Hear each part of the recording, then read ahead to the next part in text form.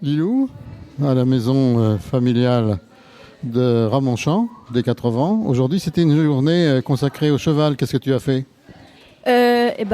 Bonjour, on a visité, on a regardé plusieurs stands comme nos formateurs qui présentaient leur métier ou alors d'autres intervenants extérieurs qui parlaient de leur métier à eux.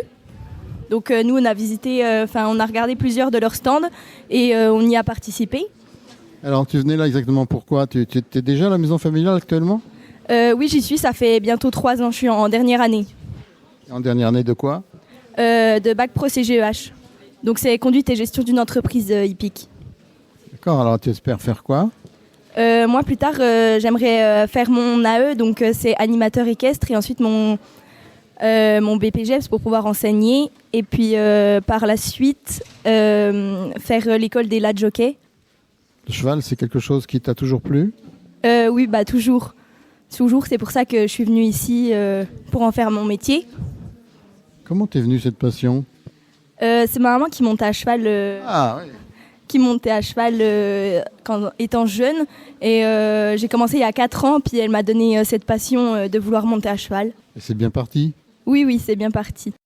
Lisa, toi aussi tu es à la maison familiale rurale de Ramonchamp. Tu es venue pourquoi aujourd'hui? Aujourd'hui je suis venue parce que le système scolaire en général me satisfaisait pas.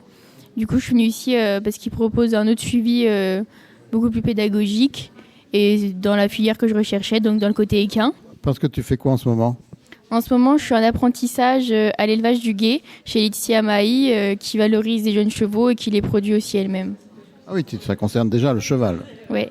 Oui, c'est ça. C'est tout ce qui est sortie en concours, débourrage et revente de chevaux. Qu'est-ce qui t'a amené au cheval? Tu faisais quoi avant? Le cheval, je faisais ça depuis que je suis vraiment petite.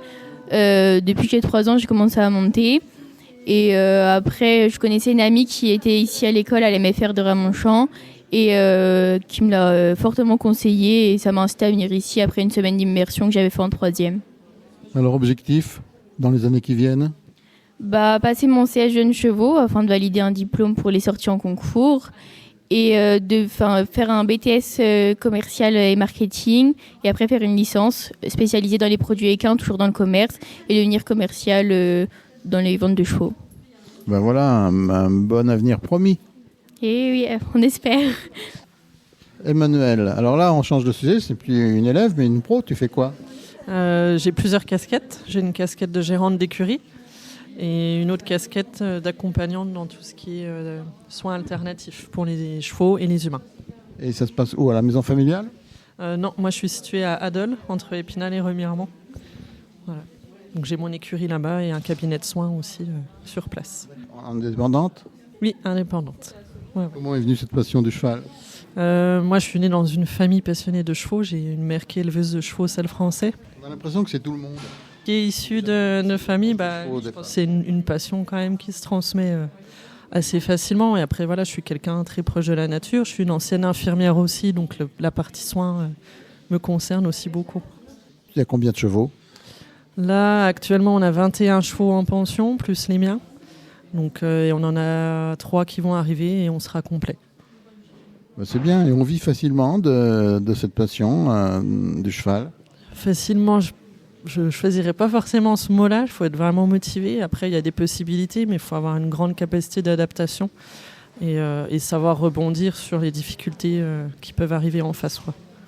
Il y a une partie compétition? Entre professionnels? Pas forcément, mais en général. Non, moi je suis pas trop adepte de tout ce qui est compétition, donc voilà, je fais plus ma popote dans mon coin, voilà. Il y a beaucoup de gens qui ont des chevaux dans la région? Oui, il y en a quand même pas mal. Après, c'est une région où il y a beaucoup de terrain, donc il y a aussi des gens qui en ont chez eux ou qui sont chez des agriculteurs, donc il faut avoir une offre de service qui donne quand même envie aux gens de nous laisser leurs chevaux. Et aujourd'hui, ici, la maison familiale, quel est le but vraiment de cette journée? Donc moi, en fait, j'ai une apprentie qui est en formation à la MFR et comme je suis en contact avec eux, l'idée, c'est de pouvoir venir parler du métier de gérante d'écurie et aussi de la partie soins alternatifs qui est complètement complémentaire aux soins vétérinaires. Tu sens que dans la jeunesse nombreuse aujourd'hui, il y a beaucoup de jeunes intéressés? Oui, je pense que c'est un milieu qui continue d'intéresser énormément. Après, il y a tout ce qui est idéalisé, il y a la réalité du terrain, et je pense que c'est important aussi qu'ils rencontrent les professionnels pour comprendre que voilà, c'est quelque chose de passionnant, mais il y a certaines difficultés qu'il faut être prêt à affronter maintenant, quoi. Donc les rencontres d'aujourd'hui ont été très fructueuses. Je reste à leur écoute, en tout cas. Après, c'est à eux aussi de choisir le questionnement sur lequel ils veulent aller et de saisir l'opportunité, quoi. Voilà. Alors vive le cheval. Vive le cheval, ouais. Merci.